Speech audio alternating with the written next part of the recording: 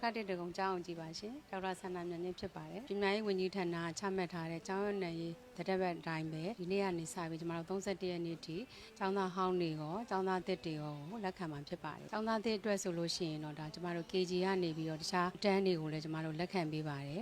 ်နောက်ကျောင်းသားဟောင်းလေးကိုလည်းသက်ဆိုင်ရာအတန်းမှုတွေအတန်းမိုင်တွေကနေတဆင့်လက်ခံပေးပါတယ်ရှင် KG ဆိုလို့ရှိရင်အသက်9နှစ်ပြည့်ဖို့3လလိုအထိလည်းကျမတို့လက်ခံပေးပါတယ် Grade 1ကျောင်းသားကျောင်းသူများကျောင်းသားအတွက်များလည်း6နှစ်ပြည့်ဖို့ဒါ3လလိုတယ်ဆိုလို့ရှိရင်လည်းကျမတို့လက်ခံပေးပါတယ်ရှင်နိုင်ငံတော်ကနေပညာရေးဝန်ကြီးဌာနအခမဲ့ပုံနှိပ်စာအုပ်တွေလည်းဖြန့်ဝေပေးပါတယ်နောက်ဘောပင်ခဲတံဝစ်စုံမူလာတန်းစင်ကလေးတွေဆိုရင်ဝစ်စုံမှာပါပါတယ်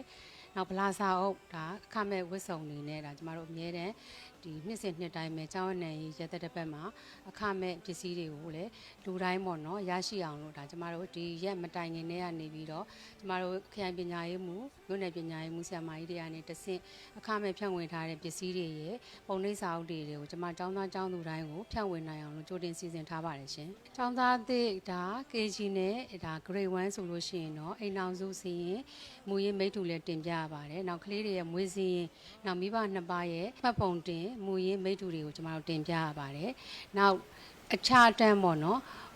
G3 ကနေပြီးတော့ G12 အထိဒါကျောင်းသားသစ်တွေဆိုလို့ရှိရင်တော့ခုဘက်ကျောင်းကနေပြောင်းလာတယ်ကျောင်းပြောင်းလက်မှတ်ဆိုတာရယ်နောက်ဘက်ဆောင်ပညာရေးချင်းမှတ်တမ်းချုပ် CCPR ကိုဒါကျမတို့ရှိကိုတစ်ခါတည်းတင်ပြရပါတယ်ရှင်ဒီကဲလို့ TC မရသေးတဲ့ကလေးတွေဆိုလို့ရှိရင်တော့လည်းကျမတို့တွေအနေနဲ့ကတော့ဂရိခံဝင်ချက်လေးအနေနဲ့ကျမတို့လက်ခံပေးပါတယ်ဒီဂရိခံဝင်ချက်ထဲမှာပါတာကတော့ဒီကျောင်းပြောင်းလက်မှတ်ကိုဒါတစ်လအတွင်းပေါ့နော်သူတို့ရယူပေးပါမယ်ဆိုတဲ့ဂရိခံဝင်ချက်နဲ့ကိုဒါကျမတို့လက်ခံပေးပါတယ်ရှင်ကျောင်းစည်းကမ်းအနေနဲ့ကတော့ဒီနေ့ကျောင်းလာအပ်ပြီဆိုတဲ့ကမိဘအုပ်ထိန်းသူကိုယ်တိုင်ကိုကလေးနဲ့အတူပါလာပါမယ်ကျောင်းဝတ်စုံကိုလည်းအပြည့်အဝမိန်းကလေးတွေဆိုလို့ရှိရင်လည်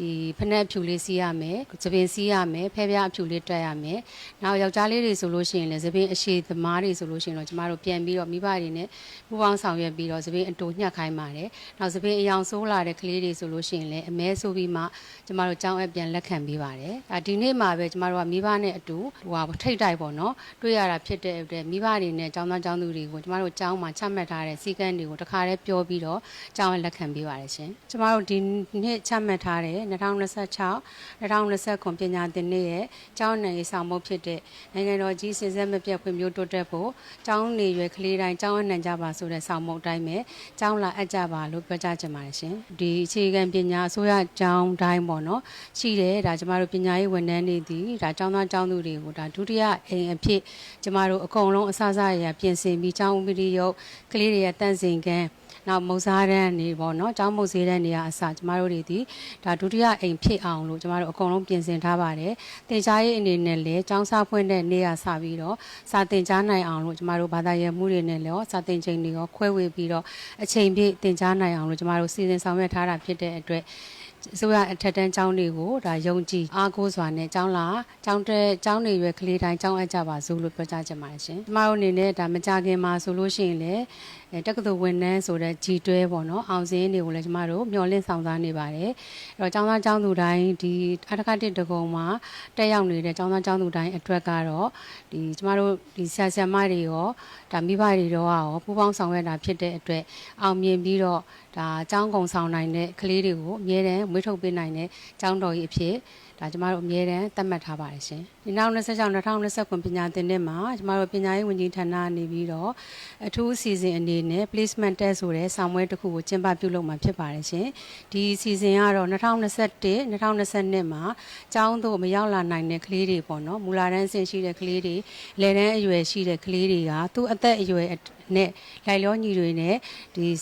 အတန်းပညာကိုတက်ရောက်သင်ကြားမယ်အခွင့်အရေးတွေကိုအထူးအစီအစဉ်တရက်အနေနဲ့ရရှိမှာဖြစ်တဲ့အတွက်ဒီသတ်မှတ်ရက်တွေအတိုင်းဒါဖောင်တွေတင်ပေးပါနောက်ပြီးလို့ရှိရင်သက်ဆိုင်ရာကျောင်းတွေမှာထောက်ခံစာယူပြီးတော့သက်ဆိုင်ရာမြို့နယ်ပညာရေးမှူးတွေမှာရှောက်လွှာထုတ်ပြီးတော့ကျောင်းပွဲကိုဝင်ရောက်ဖြည့်ဆို့ပြီးတော့ကျောင်းတက်ရောက်ဖို့တိုက်တွန်းချင်ပါတယ်ရှင်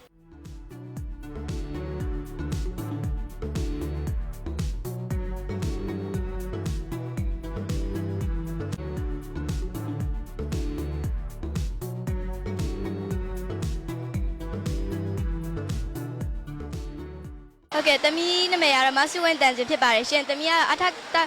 ကတက်တကုံမှာတက်နေရဲ့အခု grade 6ကိုတက်မှာပဲဖြစ်ပါတယ်ရှင်အခုသမီးကျောင်းလာအပ်တာပါရှင်ဟုတ်သမီးကျောင်းကလည်း3လလည်းနားပြီးပြီဆိုတော့ပြန်တက်ရမှာလည်းသမီးတငယ်ချင်းတွေနဲ့ပြန်တွေ့ရမယ်ဆရာမတွေနဲ့အသစ်တွေနဲ့လည်းကြုံရမယ်ဆိုတော့လည်းနည်းနည်းရင်ခုန်မိပါတယ်ရှင်ဟုတ်သမီးကတော့ကျောင်းပြီးရင်တော့သမီးဆရာမတွေကိုတေးတေးချာချာလေးကျေးဇူးတင်စကားလေးပြောပြီးမှသမီးလှုပ်ချင်တဲ့ဟာလေးတွေကိုလုပ်မှာဖြစ်ပါရှင့်ဟုတ်သမီးကတော့တဒန်းကလေးကဒီကျောင်းမှာပဲသမီးတငယ်ချင်းတွေနဲ့တက်ခဲ့ရဖြစ်ပါရှင့်အခုသမီးကိုအထက်ကတက်တဲ့ကောင်ကသမီးကိုတဒန်းကနေ9တန်းအသွေးသမီးခဲ့တဲ့ဆရာမတွေကိုလည်းအများကြီးကျေးဇူးတင်ပါတယ်ရှင့်အခုသမီး12တန်းထိတက်သွားမယ်ဆရာမ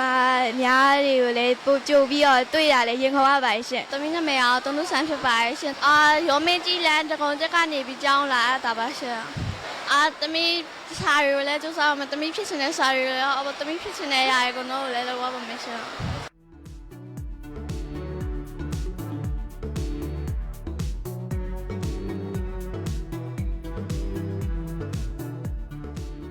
မီးနမဲကတော့မဆွေအိမ်လေးဖြစ်ပါတယ်။သမီးအသက်ကတော့9နှစ်ဖြစ်ပါတယ်။သမီးကအခုအထကတဲ့တကုံမြို့နယ်မှာကြောက်တက်နေပါတယ်ရှင်။စာအုပ်ပဲကြည့်ရစိုက်တော့မယ်ပေါ့နော်။အဲ့လိုမျိုးပဲစာပဲလုပ်တော့မယ်။စာအုပ်ကျိုးကျိုးဆဆနဲ့ top 10ဝင်အောင်လုပ်တော့မယ်။မီးရမန်းချက်လေးဆရာဝန်မလေးဖြစ်ချင်။သမီးကတော့ကျောင်းလာအပ်တဲ့အခါမှာတငယ်ချင်းတွေနဲ့အတူတူပျော်ရတယ်။ရှောက်လဲသွားရတယ်ပေါ့နော်။အရင်လည်းပျော်ပါလေရှင်။ကျောင်းဝတ်စုံရဲ့ဒီကျောင်းပလာစာအုပ်လေးရဲ့ဖက်စာပုံနှိပ်စာအုပ်လေးလည်းရောက်ပါရှင်။အားလုံးပျော်ရွှင်ကြပါစေ။မိဘရဲ့လည်းကြဲကြဲကြမ်းမာနေကြပါစေ။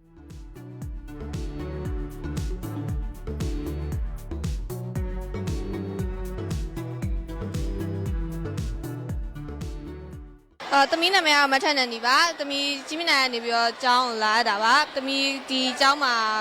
KG ရဲအစားတက်ဖြစ်နေကြတာပါဒီနှစ်ကတော့9တန်းတက်ဖြစ်မှာဖြစ်ပါတယ်အခုလက်ရှိလည်းစူးစမ်းနေတယ်ပြီးတော့12တန်းမှာဆိုတော့ဟိုဘာမှရအောင်ညီမထားပါတယ်ရှင်ဆရာမကြီးဖြစ်ဖြစ်ပါတယ်ဒီအထားတဲ့ကတော့မှာသမီးတို့ငငယ်လေးတွေကပြည့်စုံဆောက်ရှောက်ပေးခဲ့တော့သမီးတို့ပညာတတ်ကြီးဖြစ်အောင်လို့တင်ပေးခဲ့ဆရာမတွေကျောင်းဆရာမကြီးအားလုံးကိုကျေးဇူးတင်ပါတယ်။သမီးနာမည်ကနေရဲကြည့်တိုင်းပါသမီးကဟိုဒီဘွေရညွတ်လန်းနေပြီးတော့လာပါအခုက9တန်းအပ်တာပါရှင့်။အမတ်တရတွေတော့တော်တော်ရှိပါတယ်။တကယ်ချင်းနေတိုင်းအမျိုးတွေ့ရလဲပြောပါတယ်မတွေ့ရအကြောင်းတကယ်ပြောပါတယ်။အင်ကြီးလိုဗလာစာအိုးလိုစာအုပ်တွေလိုဘောပန်တွေလိုခဲတဲ့နေလိုပေးပါတယ်ရှင့်။ဟိုကြီးလိုက်တော့လဲဟိုဘောဝင်ဖို့ပဲအမျိုးစဉ်းစားထားပါတယ်။ပြီးရင်အဲ့လိုမျိုးဟိုစာတော်ဖို့ပေါ့။တကုံတစ်အကြောင်းကြီးရောအမျိုးဒီတကယ်ချင်းနေလိုပြီးဆရာမတွေတော့မျိုးဝိုင်းစုပေးပြီးတော့ပညာတတ်မြောက်ကြီးဖြစ်အောင်တင်ပေးရတဲ့အတွက်ကျေးဇူးအရင်တင်ပါတယ်အခက်ခဲတွေကတော့မရှိခဲ့ပါဘူးဆိုဆရာမရနားလည်အောင်တင်ပေးလို့ပါရှင်သမီးနာမည်မိုင်းဒရာမင်းသူပါသမီးကလမ်းမတော်ကနေတကုံတက်လာတက်တာပါကျောင်းတဲ့ခါမှာအခက်ခဲတွေမရှိပါဘူးရှင်တကယ်ချင်းနဲ့ပြန်ဆောင်ရလို့ပျော်ရွှင်ပါတယ်ရှင်သမီးကတော့ဆရာဝန်ဖြစ်ဖို့ပဲရည်ရွယ်ထားပါတယ်ရှင်ဒီနေ့တကယ်ချင်းနဲ့ပြန်ဆောင်ရလို့ပျော်ရွှင်ပါတယ်ဆရာမတွေနဲ့လည်းတွေ့ရဝမ်းသာပါတယ်ရှင်